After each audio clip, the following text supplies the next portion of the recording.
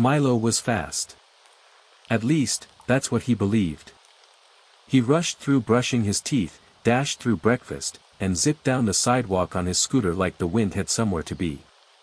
Everyone in Milo's neighborhood knew when he was coming by the faint blur of his backpack and the whooshing sound of his sneakers. But being fast had its problems. He lost homework papers often because he crammed them into his backpack too quickly. He scraped his knees from tripping over untied shoelaces because he didn't pause long enough to double knot them. And when his teacher asked if he remembered anything from last week's science video, Milo blinked and said, it was something about frogs. Or stars. Maybe both. One sunny Saturday morning, Milo's parents took him to Woodbury Park. The park was wide and green and full of hidden trails. There was a big sign at the front that read, "Take your time and see it all." But Milo zoomed past it. "Wait for us," his mom called, laughing. Milo didn't wait. He darted through the trees, past a woman painting flowers on a canvas, and around a couple walking a dog with legs shorter than his shoelaces. Then something strange happened. He tripped over nothing. Or so he thought. When he sat up and brushed leaves off his knees, he saw a shape in the dirt. It was round and green and looked very, very old. A turtle. "Whoa. Sorry, dude. I didn't see you there," Milo said. The turtle blinked slowly and looked up at him. Milo was about to get up and keep moving when the turtle spoke. "You didn't see me because you weren't looking." Milo froze. "Did you just talk?" "Yes. You're lucky I'm not in a hurry like you are. You'd have stepped on me." Milo's heart thumped. He'd never met a talking turtle before. "Are you magical?" "Not exactly," said the turtle. "But I do have something to teach you, if you're willing to slow down." Milo tilted his head. "What do you mean?" "Follow me," said the turtle, and started walking. Well, turtle walking, into the forest trail. Milo looked back. His parents were far behind. He checked his watch. He had nowhere to be. "Okay. I'll follow. But can we go just a little faster?" "No," the turtle replied. "That's the point." They walked. Slowly. Milo's legs twitched. His hands wanted to fidget. He nearly tripped over roots, not because they were in the way, but because he was so used to looking ahead instead of around.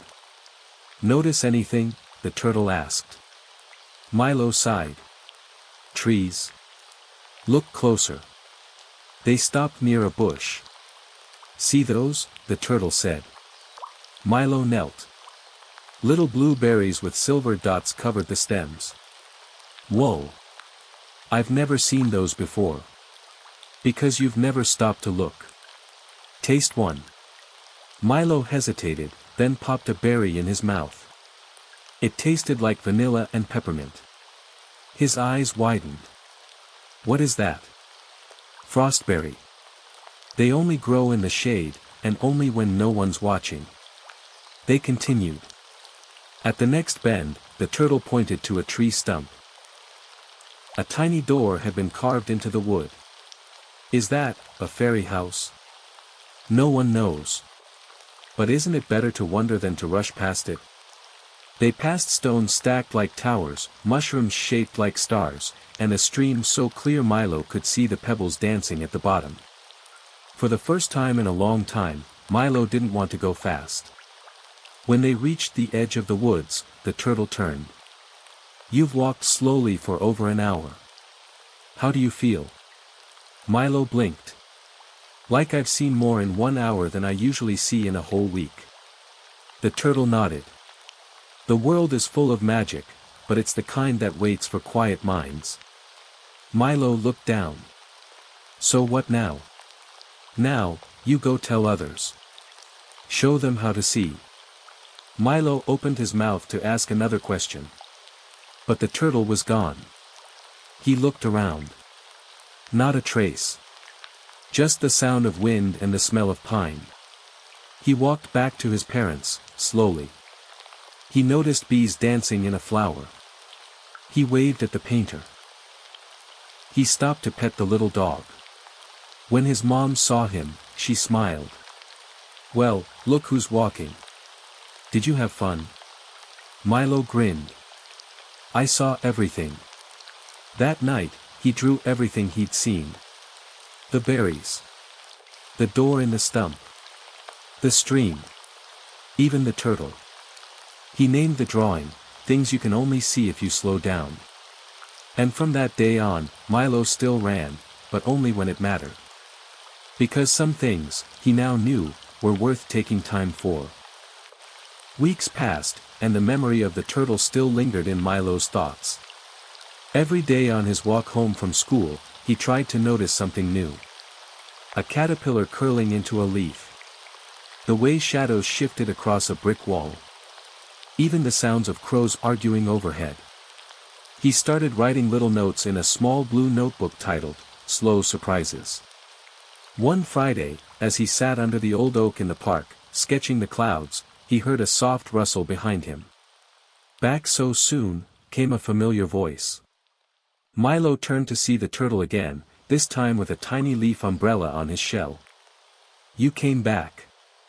"I never really left," said the turtle, "but I've been watching. You've slowed down. You've seen more. Are you ready for the next part?" "There's more." The turtle nodded.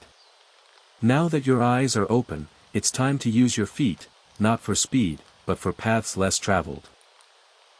Milo followed the turtle down a narrower trail that spiraled downward into a grove of trees he'd never noticed before. Inside, the air smelled like cinnamon and moss. In the center of the grove sat a large stone, flat as a table and surrounded by hundreds of small tokens, buttons, marbles, feathers, bits of string. It looked like a shrine, but for what? "This," said the turtle, "is the circle of lost time." Every item was left by someone who rushed too fast and missed something important.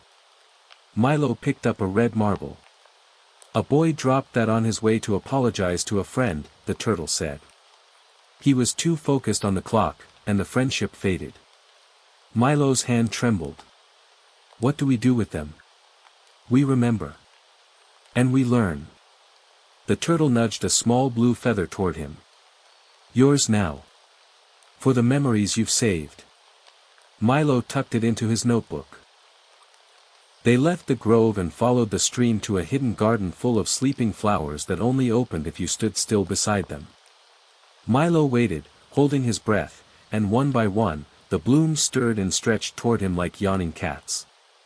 That night, Milo didn't just draw, he wrote. A whole story. About time and turtles and treasure that couldn't be rushed. It would be his first story ever read aloud at school. The next day, his teacher's eyes welled up. The class listened without fidgeting. And when Milo finished, they all asked to write stories of their own. And Milo knew. He hadn't just learned to slow down. He'd helped others do the same. And somewhere, beyond the trees, a turtle smiled. Years later, Milo was no longer a little boy. He had grown taller, his feet no longer zipped but strode, and his thoughts moved like streams, slow and full of reflection. He still kept the blue notebook, now filled with pages and pages of drawings, observations, and gentle stories. One evening, after rain tapped gently on the roof, Milo sat with his little sister, Ava, by the window. She was 5 years old and very fast. She bounced when she talked. She jumped before thinking. She asked 100 questions before breakfast. But tonight, she sat curled next to Milo, watching water droplets race down the glass. "Tell me one of your stories," she whispered.